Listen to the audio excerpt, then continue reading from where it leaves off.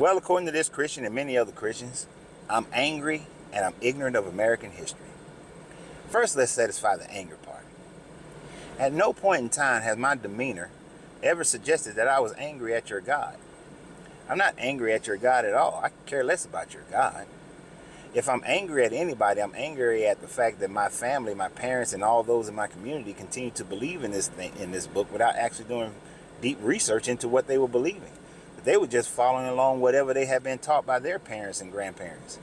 I'm angry about the fact that I was taught about this God, that he was benevolent, but only to read it, study it, and realize that he's a genocidal maniac and very narcissistic and insecure. That would make me angry. Your God hasn't done anything to me. You know why? Because he can't. Because he doesn't exist. And as far as me understanding the American history and the Constitution, what you just displayed is that you have no understanding of the Constitution, how it was written, why it was written, and what it allows. You see, you say that Congress has opened up from prayer since the very beginning. And true, those prayers probably were more Christianized prayers. You're absolutely right. But your third president, President Thomas Jefferson, said that the First Amendment of the Constitution creates a wall between church and state. This is where we get the idea of separation of church and state. Is because the First Amendment allows for freedom of religion, that the government will never force religion on the people and become a theocracy. The First Amendment is that statement that creates it. If you want to hold on to the idea that they've always had prayer in Congress when they open Congress, you're right, they have. But the Constitution is written in such a way that allows for the changes in our culture, the changes in our morality, to allow for it to be changed in order to maintain this union that we supposedly have. If not, then you should be perfectly fine with going back to the way things were at the first Congress, when women didn't have the right to vote, when women didn't have agency over their bodies, when women still struggled at getting inheritances, where women had only slightly better rights than the slaves to which they were holding at that time frame. Now, I know me personally, I wouldn't want to go back to those times, because at that time frame, that preamble of the Constitution that states we the people, that did not include you, it did not include me either. During that time frame, it said that slavery was okay. It took the 13th Amendment and a war in order for slaves to be free. And that war part was for the guy who had wrote that America is the only country that ever, out of its morality, got rid of slavery. Slavery ended because the Union succeeded.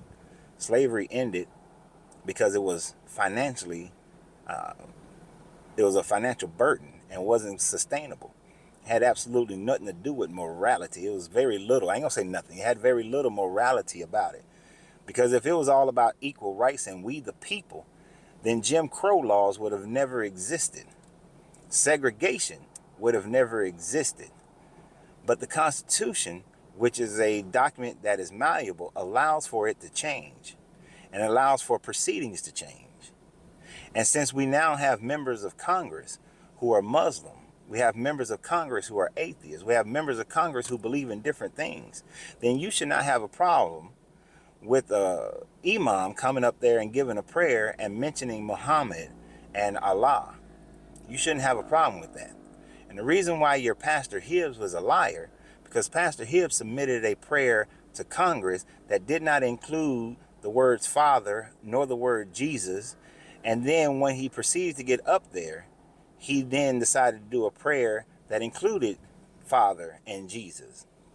Now, for all of those Christians who say that he was standing up, standing his ground on Christianity, if he truly was standing his ground on Christianity, he would have submitted a prayer that had Father and Jesus in it. And when they told him he couldn't do it, he would not have gotten up there, period. He would have stood his ground in protest of not giving the prayer at all. Therefore, he would not have to make himself out to be a liar. You see, that's how you Christians do. Y'all don't have a problem when the way something is done is evil and what y'all would call sinful, as long as you get it in the way that you want it. But if somebody did that in reverse, you'd have a big old problem.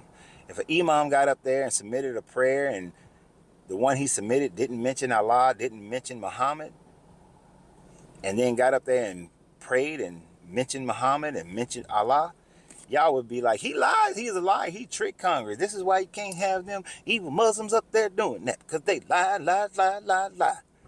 When the shoe is on the other foot, y'all have a big mouth to say. But because it's of your confirmation bias, you ain't got a word to say. That just shows how jacked up you are. And I think I just demonstrated to you that I probably know more about American history than you can even conceive. But you have a great day. And remember always, you got to free yourself to be yourself, because your greatness is non-negotiable. Good journey, good vibrations.